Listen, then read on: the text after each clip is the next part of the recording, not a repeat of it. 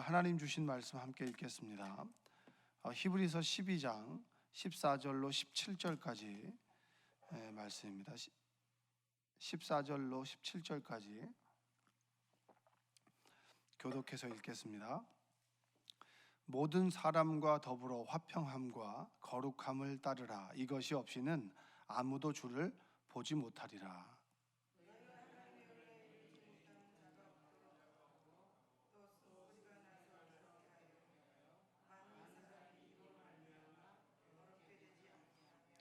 음행하는 자와 혹 한 그릇 음식을 위하여 장자의 명분을 판 에서와 같이 망령된 자가 없도록 살피라. 너희가 아는 바와 같이 그가 그 후에 축복을 이어받으려고 눈물을 흘리며 구하되 버린 바가 되어 회개할 기회를 얻지 못하였느니라. 아멘. 오늘도 하나님의 은혜가 여러분의 삶 가운데 함께하기를 주님의 이름으로 축복합니다. 아멘. 네. 교회, 예수님을 믿으면서 교회라고 하는 공동체가 세워지게 됩니다. 교회는 건물이 아니라 믿는 사람들의 모임을 교회라고 합니다. 믿는 사람들의 모임을 교회라고 합니다. 여러분 한 개 기억하셔야 돼요. 그러니까 여러분이 믿는 사람들이 몇 사람이 모였든지 간에 그곳에 성령께서 함께 계시면 그것이 바로 교회입니다. 그래서 여러분들은 걸어다니는 교회라고 하는 것을 늘 기억하시고, 우리가 언행심사, 내가 어떤 마음과 어떤 행동을 하게 되는지, 그리고 우리는 연약하기 때문에 상처를 받을 수도 있고 상처를 줄 수도 있는 거예요. 근데 우리는 늘 피해자만이 아니라 가해자도 될 수 있다. 그래서 늘 하나님께 나의 삶을 돌아보는 훈련들이 많이 필요합니다. 공동체로 살아가는 것은 참 어렵기 때문입니다. 자, 교회의 역할은 크게 두 가지로 이야기할 수 있어요. 하나님을 모르는 죄인들을 초청해서 하나님의 말씀을 듣게 하는 겁니다. 무엇을 듣게 한다고요? 하나님의 말씀을 듣는 겁니다. 근데 들을 귀가 닫혀버리면 이건 답이 없는 거예요. 여러분들에게 하나님의 말씀을 들을 수 있는 귀가 열리기를 주님의 이름으로 축복합니다. 어느 순간에 듣다가 내 마음이 말랑말랑해졌다가 딱딱해질 때가 있어요. 그러면 이게 안 들리는 거예요. 요즘에 은혜 받고 사세요? 아니면은 은혜를 까먹고 사세요? 예, 받고 사시죠? 네, 까먹지 않기를 바랍니다. 근데 어느 순간에 보면 은혜가 충만했다라고 생각했는데 시간이 지나면서 자꾸 은혜에서 좀 멀어진다라고 하는 느낌이 들 때가 있습니다. 그건 성령께서 여러분들의 영적인 상태를 조명해 주시는데 그때 하나님께 다시 돌아오면 돼요. 원래 왔다 갔다 하는 거 아니겠습니까? 자, 죄인들을 초청해서 하나님의 말씀을 듣게 하는 것이 교회입니다. 전도는 뭘까요? 죄인인지도 모르고 스스로 잘 산다라고 생각했는데 어느 순간에 하나님이 필요한 사람들을 우리가 교회로 초청하는 거죠. 그럼 초청하면 그분들이 무엇을 듣게 됩니까? 하나님의 말씀을 듣죠. 그러니까 진리, 선과 악의 기준이 되는 진리의 말씀을 들으면 그 말씀을 들을 때 귀가 열려서 내가 죄인이구나, 나에게 하나님이 필요하구나, 그리고 그걸 떠나서 하나님 말씀을 들으니까 뭔지 모르게 내 마음이 평안하고 기쁘다라고 하면 그분은 성공한 인생이에요. 그게 바로 전도 아니겠습니까? 그분을 교회로 초청하는 거죠. 여러분들이 영원 구원에 대한 그런 갈망이 있기를, 그리고 영원 구원에 대한 그런 늘 하나님의 사명이 깨달아지기를 주님의 이름으로 축복합니다. 자, 하나님 말씀을 듣게 하는 것이고요. 그리고 그러면 하나님 말씀을 듣는 사람들에게 성령의 능력이 나타나서 내 영과 혼이 하나님에 의해서 치유되는 겁니다. 그게 교회의 역할이에요. 병원을 생각하시면 됩니다. 여러분, 병원을 어떤 사람들이 병원에 가나요? 병문안 가는 사람들을 빼고는 대부분 아픈 사람들이 오잖아요. 아픈 사람들이 의사의 진단을 받고 약을 처방을 받습니다. 그러니까 의사를 통해서 정확한, 오진 말고요, 정확한 진단을 받게 되고 약 처방을 받게 됩니다. 주사를 받든 물리치료를 하든 간에 처방을 받게 됨으로 인해서 뭐가 되는 거죠? 우리가 치유되는 거잖아요. 그 주로 의사들이 하는 말이 있죠. 스트레스가 너무 많다고, 스트레스를 받지 마시라고. 그럼 저도 꼭 한마디 하고 싶어요. 나도 안 받고 싶다고. 이렇게 얘기하지 않습니까? 그게 뻔한 얘기든 뻔하지 않은 얘기든 간에 중요한 것은 병원을 가는 사람들은 아픈 사람들이 가고 아픈 사람들을 의사가 딱 진단하는 거예요. 진단해서 처방을 내려주는 겁니다. 그리고 난 다음에 우리는 큰 문제라고 여겨졌던 것들이 의외로 진단을 받게 되면 별것 아닌 문제가 있을 때 약 먹고 치유되기도 하는 거죠. 교회도 마찬가지입니다. 교회도 죄인이 하나님 말씀을 듣고 성령의 인도하심 따라서 그 말씀을 통해서 치유받고 회복되고 하나님의 자녀로 살아가는 곳이 뭡니까? 교회입니다. 할렐루야. 때로 그러면 우리가 상처를 치유하러 왔다가 받을 수도 있잖아요. 그렇죠? 왜냐하면 우리는 연약한 사람들이기 때문에. 사람이 치유해 주는 것이 아니라 하나님께서, 성령께서 믿음의 사람들을 통해서 치유하고, 성령께서 하나님의 말씀을 통해서 치유하고, 성령께서 한 구절의 찬송, 한 곡조의 그 찬양을 통해서 치유되기도 하고, 기도 가운데 하나님 말씀이 들리기도 하죠. 그러면서 하나님의 치유의 통로는 정말 다양한 겁니다. 여러분, 오늘도 하나님께서 여러분들의 마음과 영과 혼을 치유하시기를 원합니다. 자, 여기서 오늘 14절에 보면 교회가, 믿음의 사람들이 모인 교회에서 주님의 모습을 볼 수 있으려면, 믿으면 주의 영광을 본다 그랬는데, 자, 주님의 얼굴을 보기 위해서는 무엇이 필요한가? 두 가지를 얘기합니다. 14절에 보니까 뭐죠? 한번 읽어볼까요? 모든 사람과 더불어 화평함과 거룩함을 따르라. 이것이 없이는 아무도 주를 보지 못하리라. 여러분, 여기서 중요한 게 있습니다. 신앙생활은 하나님과 나와의 관계죠. 아멘?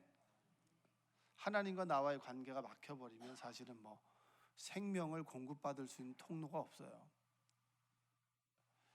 여러분들이 아침마다 그리고 점심마다 저녁마다 빼지 않고 먹는 게 있잖아요. 양식을 먹잖아요. 그렇죠? 밥을 꼭 먹습니다. 어제 아침 먹었다고 해서 오늘 아침 안 먹는 건 아니잖아요. 그렇죠? 늘 애들은 엄마 보면 뭐라 그래요? 밥 줘 그러잖아요. 늘 밥을 달라고 합니다. 밥을 먹어야 살아갈 수가 있는 거죠. 그게 바로 하나님과 우리 인간의 관계예요. 그러면 하나님과 우리와의 관계만 있는 것이 아니라 우리는 더불어 살아가는 사람들입니다. 그러니까 하나님의 나라, 예수님께서 말씀하신 가장 큰 핵심은 하나님의 나라입니다. 뭐라고요? 하나님의 나라는 너와 나 사이에 이루어지는 거예요. 너와 나 사이에 성령께서 함께 계시고, 그러면서 성령께서 우리의 관계를 이끌어 가실 때 하나님의 나라가 우리 가운데 임하게 되는 겁니다. 근데 많은 사람들이 홀로, 하나님 앞에서 홀로 살아가는 그 신앙생활을 한다라고 생각하는 것이 많은데 그렇지 않아요. 하나님으로 받은 은혜가 너와 나 사이에 적용되어 깨달아지고, 때로 상처를 받기도 하고 주기도 하고, 또 위로를 주기도 하고 받기도 하고, 그러면서 하나님의 위로하심을 깨닫고 서로 성숙하고 원숙해지는 것이 바로 신앙생활입니다. 자, 여기서는 더불어, 모든 사람들과 더불어서 화평함과 거룩함을 따르라 이렇게 얘기합니다. 이것이 없이는 아무도 주를 보지 못한다. 내가 주님을 어떻게든지 본다라고 했을 때 우리 모두가 함께 따라야 되는 것이 두 가지가 있는데, 첫 번째는 뭐냐? 그게 화평함입니다. 화평함이라고 하는 것은 포용하는 거죠. 어떤 사람과 갈등 맞지 않아요. 코드가 달라요. 코드가 다르다고 반목할 수 있나요? 반목하면 안 되죠. 반목하는 것이 사회 아니겠습니까? 일반 우리가 살아가는 세상은 반목하는 것에 대해서 이 사람을 누르고 이 사람을 컨트롤하고 해서 관계를 만들어가는 거죠. 회사에서는 리더십이라고 하는 게 뭡니까? 리더십의 핵심은 뭐냐면 이 사람을 좋은 인간으로 만드는 게 아니에요.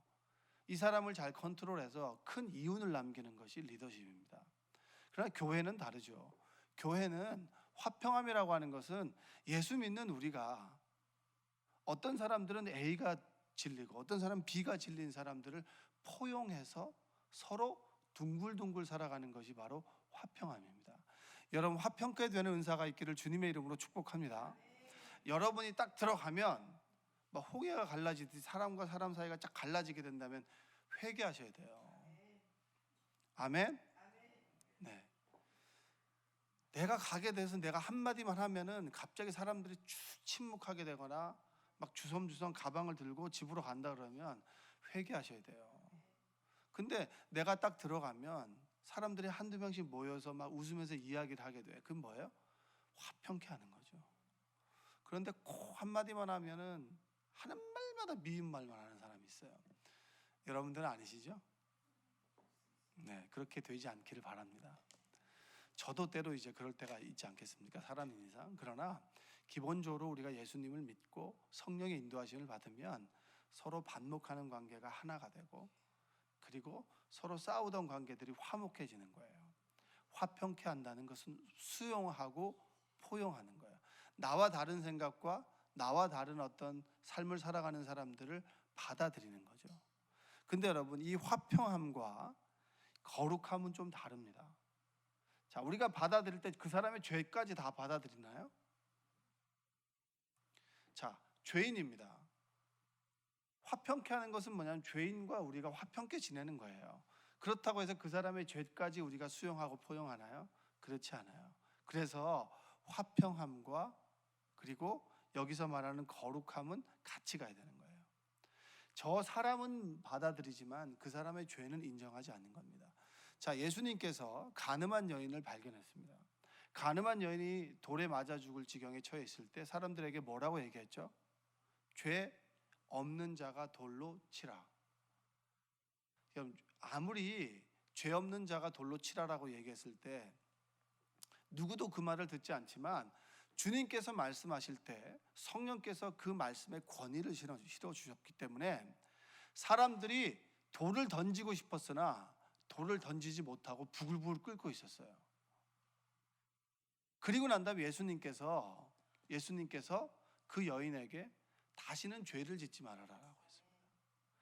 죄를 지은 그 여인은 불쌍합니다. 불쌍한 여인이라고 긍휼의 마음을 가지고 포용해 줬지만 그가 가지고 있던 죄는 따르지 않았어요. 그래서 화평함과 거룩함을 함께 가져야 됩니다. 여러분들의 자녀들에게 뭐라고 주로 얘기합니까? 친구 잘 사귀라고. 제가 요즘 더러더러 이제 우리 아들에게 얘기를 하죠. 워낙 요즘에 애들이 뭉쳐다니면서 기준을 잃어버려가지고 나쁜 짓을 많이 하기 때문에 너는 리더가 돼야 된다고. 함께 어울리지만 옳고 그름을 분별할 수 있어야 된다. 이게 뭡니까? 서로 어울리는 것은 화평함이죠. 옳고 그름을 분별하는 것이 거룩함입니다. 우리가 함께 모여서 집단적으로 집단 이기주의를 가지고 함께 한다는 이유만으로 악을 저지를 때 그것이 아니라고 얘기할 수 있는 것, 그 기준점을 가지고 그것을 따르지 않는 것이 뭡니까? 그것이 거룩함이에요. 차별, 구별되는 것. 여러분들이 거룩함을 갖게 되시기를 주님의 이름으로 축복합니다. 여러분들이 사람들과 함께 어울리는 화평함의 능력을 갖고 있지만 그 사람들이 집단이란 이유만으로 집단 이기주의를 갖게 될 때 그것이 아니라고 그 물에서 떨어질 수 있는 용기가 있기를 주님의 이름으로 축복합니다. 그래서 화평함과 거룩함을 가지고 있을 때 우리가 무엇을 본다? 주님의 얼굴을 볼 수 있다. 여러분, 혹시 여러분들과 사이에 미워하는 사람이나 반목하는 사람이 있나요? 여러분, 이 사람을 미워하는데 어떻게 내가 하나님의 말씀을 들을 수 있나요? 절대 그렇지 않아요. 내 안에 미움이 가득하고 내 안에 슬픔이 가득할 때 하나님의 얼굴을 볼 수 없어요. 성령께서 치유하시고 회복하시고 그리고 내가 용서하기로 결단할 때 하나님의 음성을 들을 수 있습니다. 여러분들이 하나님과의 관계가 막혀 있다면 정말 내가 무엇 때문에 막혀 있는지를 주님께 묻고 주님께서 말씀해 주신다면 그것을 용서하기로 결단하고 그리고 그 부분을 하나님께 올려드리는 여러분들 되시길 원합니다. 자, 그 다음에 15절 한번 읽어보겠습니다. 시작. 너희는 하나님의 은혜에 이르지 못하는 자가 없도록 하고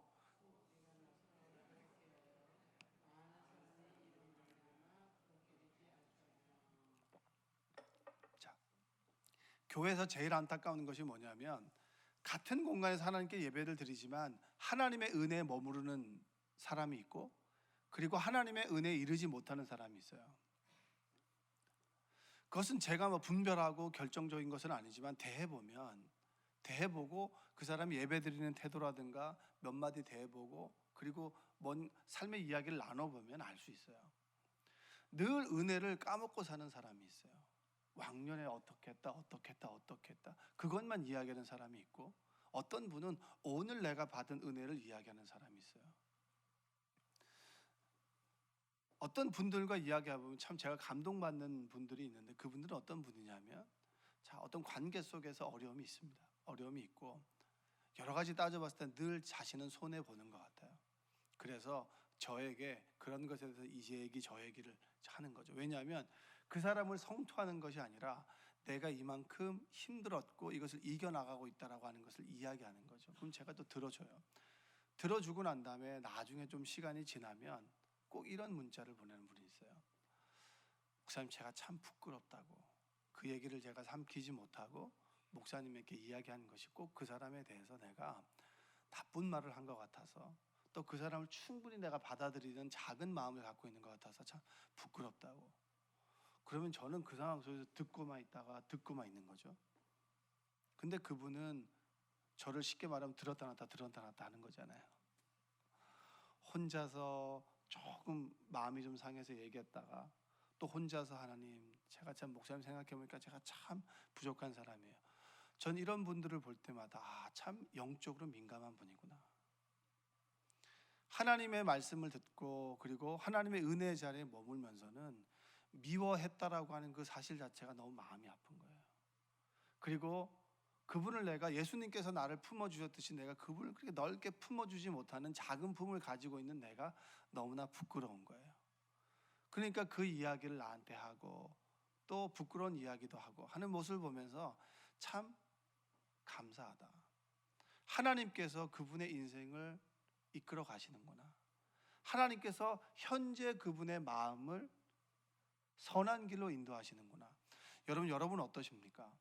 매 순간 하나님의 말씀대로 살아가시나요? 하나님의 말씀을 들을 때 할렐루야 아멘 하는 그런 은혜가 있으신가요? 은혜의 자리에 머물러 있습니까? 여러분들이 은혜의 자리에 머물러 있기를 원합니다. 따라서 은혜의 자리에 머물기로 결단합니다. 네, 수면의 자리에 있지 않기를 원합니다. 우리가 은혜의 자리에 늘 머물러 있어야 돼요.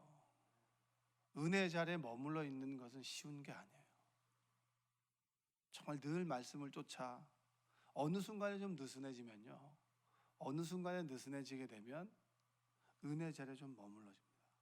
그러나 굉장히 긴박하고 바쁜 그 순간 속에서도 늘 하나님을 의지하는 삶을 사는 분들을 보면 그분들은 늘 은혜의 자리에 머물러 있어요. 은혜라고 하는 게 뭡니까? 날마다 매 순간 하나님의 말씀을 들을 때마다 내가 하나님의 사랑을 받을 수 없는 죄인이다라고 하는 것이 깨달아지고, 그 순간에 하나님의 벅찬 사랑이 몰려오는 것이 은혜입니다. 그 은혜를 날마다 매 순간 깨닫게 될 때 우리는 은혜의 자리에 머물러 있는 거예요.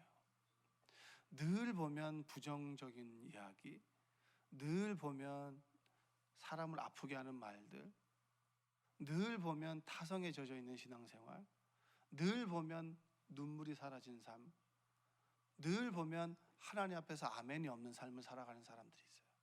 뭐죠? 은혜에서 멀어진 것. 여러분, 우리가 험담할 수 있습니다. 남을 욕할 수도 있어요. 그러나 은혜 자리에 있는 사람은 다시 되돌아와요. 근데 은혜 자리에서 멀어진 사람들은 늘 그 자리에 머물러 있단 말이에요. 그것이 여러분 복원력이 차이입니다. 복원력. 흔들리지만 바른 자세를 가질 수 있는 것, 이게 바로 영적인 복원력 아니겠습니까? 이게 바로 하나님의 은혜예요. 여러분들이 하나님의 은혜를 깨닫게 되시길 원합니다. 내가 정말 어느 순간 말씀을 들어도 감동이 없어. 내가 어느 순간 기도를 해도 허공에 대고 기도하는 것 같아. 어제 어느 집사님이 그런 얘기를 해요. 저희 형부가 암이셨는데 많이 좋아졌다고 그런 얘기를 하는데 제가 너무 감사했어요. 제가 그분 그 당사자가 아니라 그분의, 그러니까 그 집사님의 언니죠. 언니를 뵙고 기도하고 싶다는 마음이 들어서 기도했었는데, 그리고 난 다음에 그 결과를 알려주니까 제가 너무 감사한 거예요. 하나님께서 지금도 역사하시는구나. 여러분, 우리가 은혜의 자리에 멀어졌다고 해서 하나님께서 쉬고 계신 거 아닙니다. 지금도 하나님께서 살아계셔서 수많은 부르짖음의 인생 가운데 역사하셔서 그의 인생을 바꿔주고 계세요. 나는 그냥 머물러 있는 것뿐입니다. 여러분들이 오늘도 살아계신 하나님을 경험하기를 원합니다. 지금도 말씀하신 하나님의 음성을 듣게 되시기를 원합니다.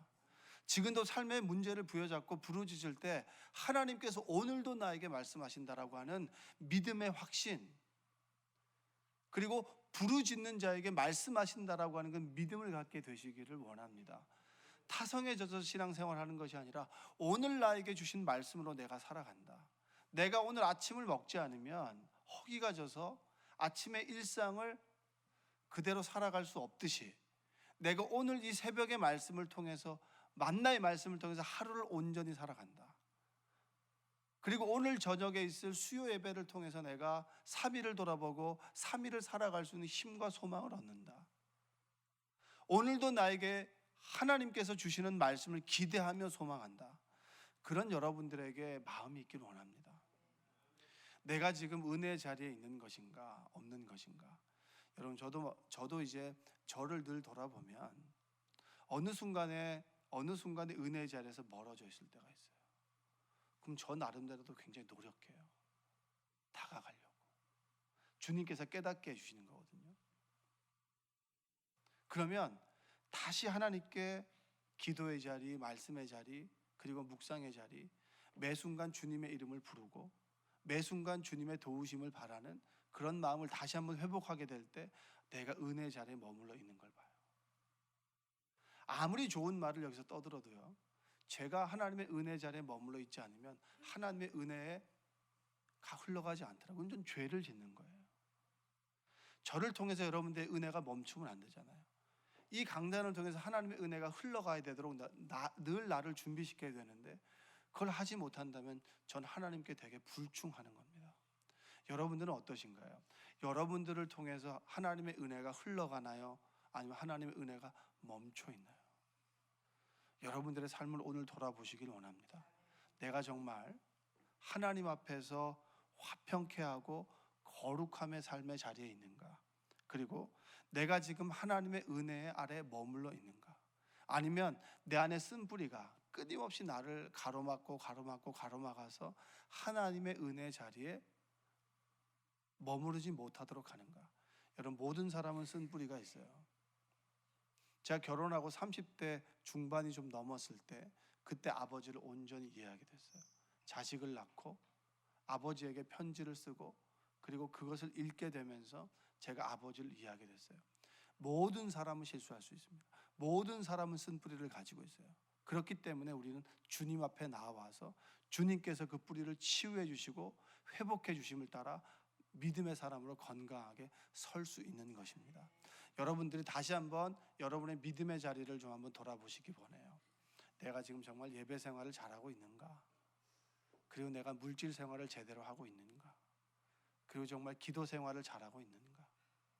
내가 지금 바쁘다는 핑계로 한 구절의 말씀을 등한시하고 있지 않는가? 내가 늘 하루하루 살아가면서 매 순간 어떤 일을 결정할 때마다 주님을 온전히 의지하는가? 아니면 내 경험을 의지하는가? 매 순간 깨어있지 않으면 우리는 잠들어요. 두 가지 중에 하나일 뿐이에요. 깨어있지 않으면 잠든다. 중간이 없어요. 자다 깨다는 없어요. 여러분들이 정말 하나님 말씀에 깨어있길 원합니다. 할렐루야. 오늘도 부르짖으면서 기도하세요. 여러분, 얼마나 기도할 게 많은 줄 아십니까? 그런데 재미있는 것은 기도하지 않으면 기도할 게 없어요. 근데 기도하기 시작하면 기도의 줄기를 자꾸 쫓아가다 보면 내가 기도하지 않았던 것들을 회개하게 돼요. 수많은 사람들이 내가 하는 중보 기도를 원하고요. 어느 순간에 그래요. 제가 기도를 소홀히 했었는데 어느 분이 찾아와서 저에게 목사님이 기도해 주셔서 감사합니다라고 얘기를 들으면서 그 자리에서 회개하는 거예요. 하나님, 정말 제가 회개합니다. 기도의 의무를 다하지 못했습니다. 여러분들이 다시 한번 은혜의 자리를 회복하시고 하나님 말씀 앞에서 정말 민감하게 반응하시고 부르짖을 때는 치열하게 부르짖으시고 하나님 말씀 앞에서 나의 행동과 언행 심사를 늘 돌아보셔서 회개 은혜가 있기를 주님의 이름으로 축복합니다. 기도하겠습니다. 사랑과 은혜가 풍성하신 아버지 하나님 감사합니다. 주님께서 새벽에 피곤한 우리를 불러주셨습니다. 은혜의 자리에 머물길 원합니다. 때로 육신이 피곤하고 그리고 마음이 어렵고 말하지 못할 고통 가운데 있어서 하나님의 은혜 아래 머물기는커녕 은혜를 까먹고 있는 것은 아닌지 돌아보고 회개합니다. 주여, 그럼에도 불구하고 주님 전에 나와 간절한 소망을 가지고 부르짖사오니 하나님 우리의 삶을 인도하여 주시옵소서. 우리를 불쌍히 여겨주시고 우리를 선한 길로 인도하시고 성령의 인도하심 따라 살아가는 삶이 되길 원하오니 하나님 함께하여 주시옵소서. 예수님의 이름으로 기도합니다. 아멘.